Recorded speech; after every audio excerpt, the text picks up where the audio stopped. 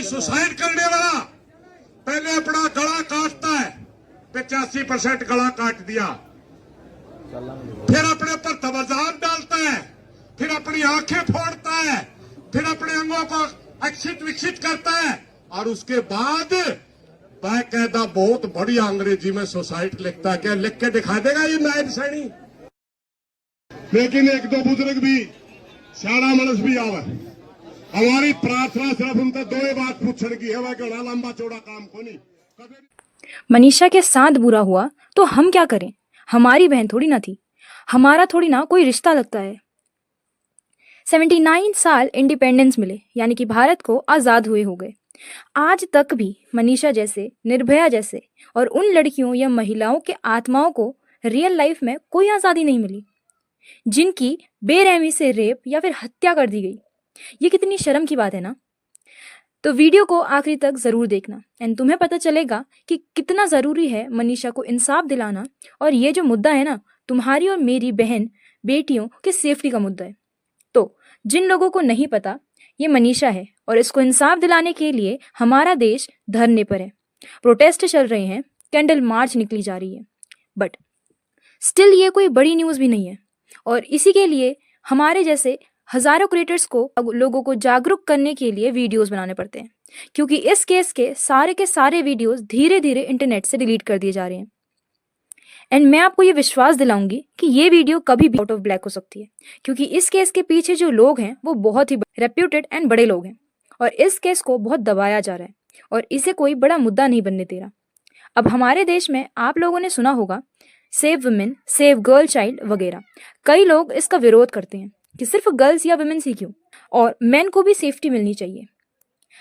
And अगर genuinely हर इंसान देखे तो वुमेन्स की सेफ्टी बहुत जरूरी है, क्योंकि मेन को मारने के लिए या फिर किसी भी प्रॉब्लम में डालने के लिए हेट की जरूरत होती है, लेकिन वुमेन्स या फिर औरतों के लिए कुछ भी गलत करने के लिए इंसान की हवस ही काफी है।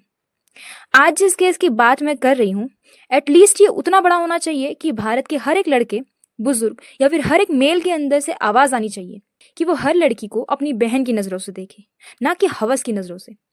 ये जो मुद्दा है, ये हमारे देश की सेफ्टी पर सवाल उठाता है। पर लोगों को इतना दर्दनाक इंसिडेंट में भी ड्रामा चाहिए। उनको चाहिए होता है कि कोई ड्रम का केस आए या फिर हनीमून का केस आए, इसी से उन्हें केस इंटरेस्टिंग लगता है। बट आपकी जानकारी के लिए मैं बता दूं कि ऐसे केसेस किसी की भी इंटरेस्ट के मुद्दे नहीं होते। ये public safety and women safety के लिए होने चाहिए। और आज सरकार की भी बात करेंगे कि उनका बेटी बचाओ बेटी पढ़ाओ अभियान सच में काम करता है या फिर ये सिर्फ एक डायलॉग है, क्योंकि बेटियों की हत्याएं तो आए दिन होते रह रही हैं, और ये जो डायलॉग है बेटी बचाओ बेटी पढ़ाओ सिर्फ एक महज 4 शब्द बन के रह चुके हैं, क्योंकि प्रशासन ये बयान दे रहा है कि लड़की ने खुद को खत्म किया है, पर उसके पिताजी ने जो सबको बताया है और वो सबसे ज्यादा उसे जानते हैं, तो उनका भरोसा है कि उनकी बेटी कभी भी ये नहीं कर सकती। एंड वो इस बात को मानने से बिल्कुल इनकार करते हैं कि उनकी बेटी ने सुसाइड किया है। तो चलिए जानते हैं मेरे साथ आज के ये भूल Bhulaiyaa case of Manisha murder and rape. And आप मुझे लास्ट में बताना कि सच में क्या आपको भी ये कोई सुसाइड लगता है, या फिर सोची समझी साजिश, या फिर किसी बड़े इंसान को बचाने की कोशिश। क्योंकि टीवी में इस न्यूज के बस कुछ ही आर्टिकल्स बचे हैं और इंटरनेट से धीरे धीरे और हो सकता है कि मेरी भी ये वीडियो कल को हटाई जाए, पर जो जरूरी है उस पर बात जरूरी करनी पड़ेगी और मेरे जैसे क्रिएटर्स को आना पड़ेगा ऐसे केसेस को लाके, ताकि जो पब्लिक सेफ्टी पुलिस नहीं निभा पा रही, हम उसके लिए मीडिया तक तो जा ही सकते हैं। तो मनीषा 19 साल की लड़की है जो ना तो छोटे कपड़े पहनती है, ना ही किसी पार्टी या क्लब्स की मेंबर है।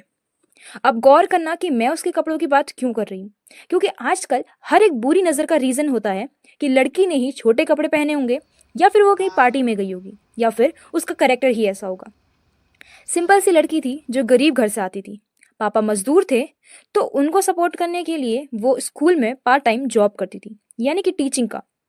और रोज की तरह वो अपनी जॉब पर गई थी, लेकिन उसे पता चला कि आज नर्सरी के फॉर्म भराए जा रहे हैं, तो उसने पापा को कॉल करके बताती है कि आज शायद मैं लेट हो जाऊंगी। नॉर्मली वो टाइम पे आती थी, बट आज वो लेट होने की खबर दे रही है, और कॉलेज इस केस का बहुत बड़ा हिस्सा है क्योंकि लोग इसे छुपाते जा रहे हैं। उस कॉल के बाद मनीषा ने एक और कॉल करी जो एक पार्सल वाले भैया की थी, एंड लास्ट कॉल उसने अपने ही पापा को बस एक मिस कॉल करी थी और उन्होंने देखते ही तुरंत कॉल किया, पर वो कॉल कभी पिकअप नहीं हुई। तो पापा की टेंशन बढ़ने लगी और वो खुद कॉल दोबारा किया तो पुलिस के पास गए और पुलिस आई तो पुलिस उस कॉलेज में जाती है और कुछ कर्मचारियों को देखती है जो नशे में धुत थे। एंड पुलिस ने बहुत नॉर्मल सी इन्वेस्टिगेशन करी एंड उन्हें जवाब मिला कि हमने कुछ नहीं देखा। तो वो फिर अपने काम पे निकल जाती है। एंड जब उसके पापा ने उनसे जबरदस्ती पूछताछ करने को बोला क्योंकि उनकी लड़की इतनी देर तक कभी भी बाहर नहीं रहती थी, तो वहीं से जवाब आता है कि हम इस केस को देख रहे हैं। एक नॉर्मल सा जवाब जो शायद किसी भी कार्रवाई का हिस्सा ही नहीं था। और उन्होंने भी वही करा जो हर पुलिस करती है, विक्टिम ब्लेमिंग। बोला कि तुम्हारी लड़की किसी लड़के के साथ भाग गई है या फिर कुछ ही टाइम पे आ जाएगी। अब आप उनकी टेंशन के बारे में सोचो कि क्या हम टैक्स सिर्फ इसीलिए भरते हैं कि ऐसी सिचुएशन में हमारे अंदर और डर भरा जाए। और ये रिपोर्ट 11 तारीख की है जो करी गई थी और 13 तारीख के बाद भी पापा को यह खबर मिली जो उनके लिए सबसे बुरी थी।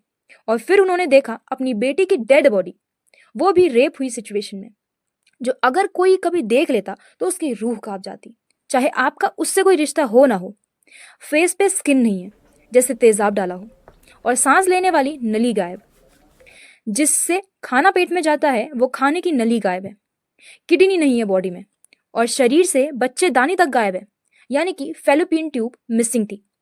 ये सब उस पोस्टमार्टम की रिपोर्ट में बताया गया है जो पहली रिपोर्ट थी। सोच के देखो उसकी फैमिली ने जब उसे इस हालत में देखा होगा तो क्या फील हुआ होगा।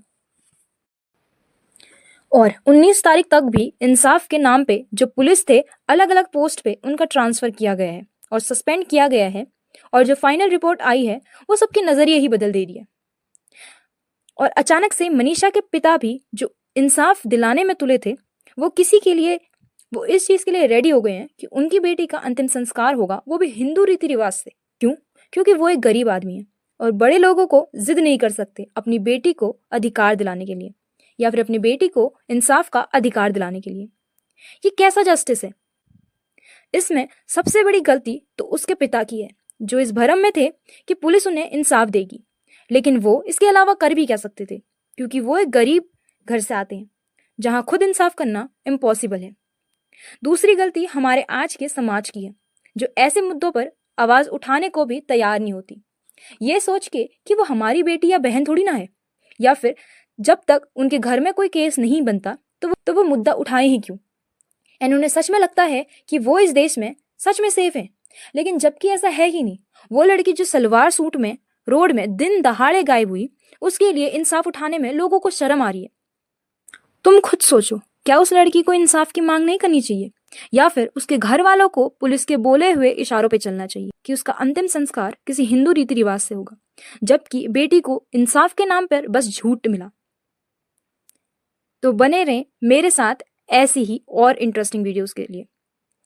एंड अगर वीडियो पसंद आए तो लाइक, शेयर एंड सब्सक्राइब करना एंड इस वीडियो को ज्यादा से ज्यादा शेयर करना ताकि हमारा आज का यूथ इस केस को जस्टिस तक पहुंचा पाए।